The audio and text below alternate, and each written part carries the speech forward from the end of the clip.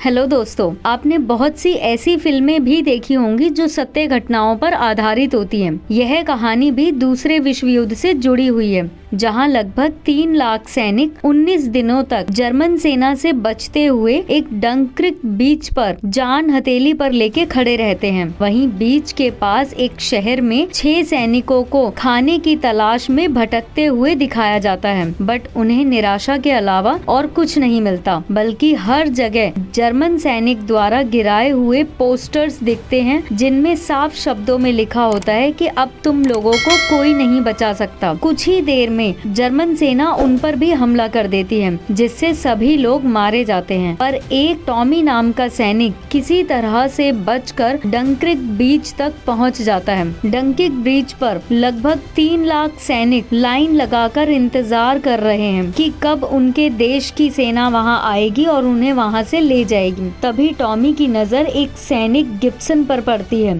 जो कि एक डेड बॉडी को मिट्टी में दफना रहा होता है। तो टॉमी उसके पास जाके उसकी मदद करता है, पर उन दोनों में कोई बातचीत नहीं होती। तो टॉमी भी अपने घर जाने के लिए लाइन में जाकर खड़ा हो जाता है। ये वो सैनिक होते हैं जो बहुत समय से लड़ते लड़ते थक गए हैं, लेकिन जर्मन सेना है जो कि थमने का नाम ही नहीं ले रही। वह बार बार लड़ाकू विमान से बमबारी करते जा रहे हैं, जिस कारण लोगों के लगातार मरने की संख्या बढ़ती जा रही है। इन सभी विपत्तियों का सामना करते हुए वह बार बार लाइन में जाकर लग रहे हैं। इस मौके का फायदा उठाकर टॉमी और गिब्सन एक साथ मिलकर एक घायल सैनिक को उठाकर बिना लाइन के एक शिप तक ले जाते हैं। दरअसल यह एक हॉस्पिटल शिप होता है, लेकिन शिप का कैप्टन उन्हें वहां से लाइन में लगने के लिए कहकर भेज देता है। तो गिब्सन पुल के नीचे छिप जाता है और वह टॉमी को भी वहीं बुला लेता है, जिससे शिप के आते ही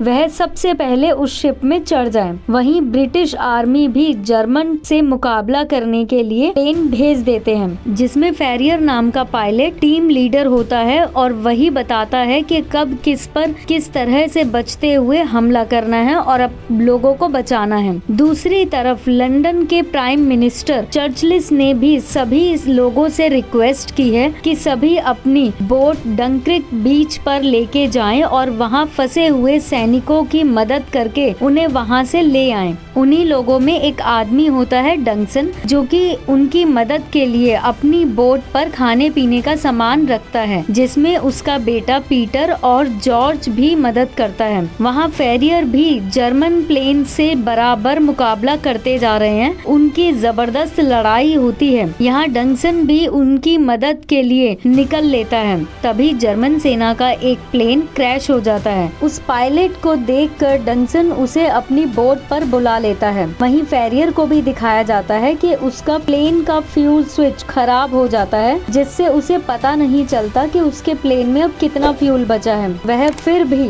अंदाजे से मुकाबला करता चला जाता है, लेकिन जर्मन सेना बार बार डंक्रिक बीच पर बमबारी करती जा रही है। लगातार लोग मरते चले जाते हैं। इसी बमबारी की वजह से हॉस्पिटल शिप भी डैमेज होकर पानी में डूबने लगता है। तो सभी लोग शिप से कूदकर वापस उसी किनारे पहुंच जाते हैं। ये सब को चलते देखकर जर्मन पायलट डंक्सन को कहता है कि वहाँ बहुत खतरा है, प्लीज डंक्रिक बीच पर मत जाओ। वहीं दूसरी तरफ दिखाया जाता है टॉमी और गिब्सन को एक दूसरा मौका मिल गया है दूसरे जहाज पर चढ़ने का, पर गिब्सन जहाज के दोबारा डूबने के डर से गेट पर ही पहरेदारी देता है। टॉमी के साथ एक एलेक्स नाम का सैनिक भी होता है, जिसकी जान टॉमी और गिब्सन ने मिलकर बचाई थी। बदकिस्मती से इस शिप पर भी पानी के नीचे से हमला हो जाता है, जिस कारण टॉमी और एलेक्स अंदर ही बुरी तरह से फंस जाते हैं।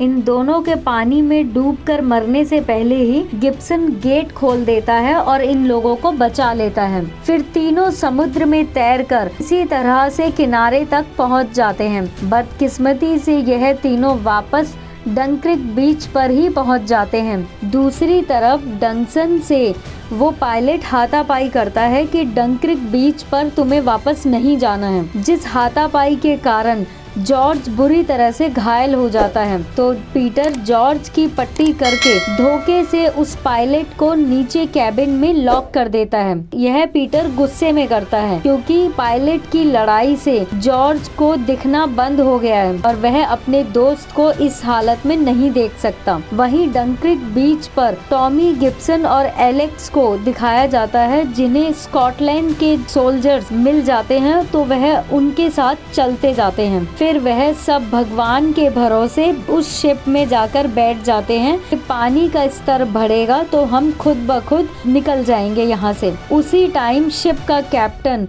बोलता है कि तुम लोग यहाँ से चले जाओ, यहाँ तुम सेफ नहीं हो, यहाँ बहुत खतरा है। तभी इनके ऊपर जर्मन सैनिक हमला कर देते हैं। दरअसल जर्मन सैनिक को नहीं पता है कि यहाँ सैनिक छुपे हुए हैं, वह सिर्फ निशानेबाजी चेक करने के लिए करते हैं, जिस कारण उस शिप में फायरिंग की वजह से बहुत जगह छेद हो जाते हैं और पानी का स्तर भी बढ़ने लगा है तो पानी अंदर आने लगता है। यहाँ सब बहुत ही परेशान हो जाते हैं, पर गिब्सन यहाँ भी शांत ही रहता है, जिससे टॉमी को उस पर शक होने लगता है और फिर टॉमी बोलता है कि ये यकीनन जर्मन सैनिक है। फिर गिब्सन बताता है कि मैं जर्मन सैनिक नहीं बल्कि फ्रेंच सैनिक हूँ। वह यह भी बताता है कि मैंने एक मरे हुए ब्रिटिश सैनिक से कपड़े बदल कर पहन लिए और फिर उस आदमी को मैंने मिट्टी में दफना दिया था। उसके बाद उस शिप में पानी भरने से डूबने के डर से बाहर निकलने लगते हैं, लेकिन गिब्सन का पैर नीचे जंजीरों में फंस जाता है, जिस कारण वो बाहर नहीं निकल पाता और उसकी मृत्यु हो जाती है।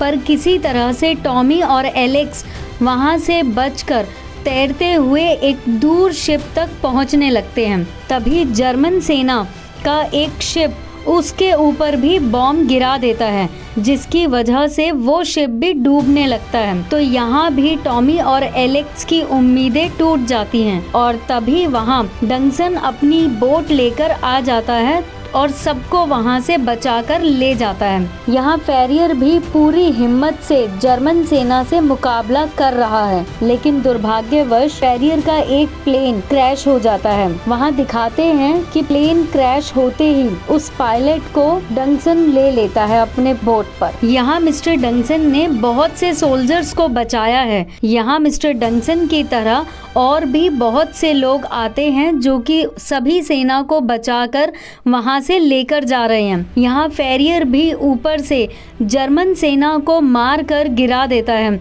जिस कारण अब और ऊपर से बॉम्ब गिराने के लिए कोई जर्मन प्लेन नहीं बचता, जिससे बहुत लोगों की जान बच जाती है। लेकिन दुख की बात ये होती है कि डंसन के बेटे जॉर्ज की जान चली जाती है। उसकी मृत्यु का कारण वह किसी को नहीं बताता, क्योंकि उसे लगता है कि वह पायलट डरा हुआ था, इसलिए गलती से हुआ।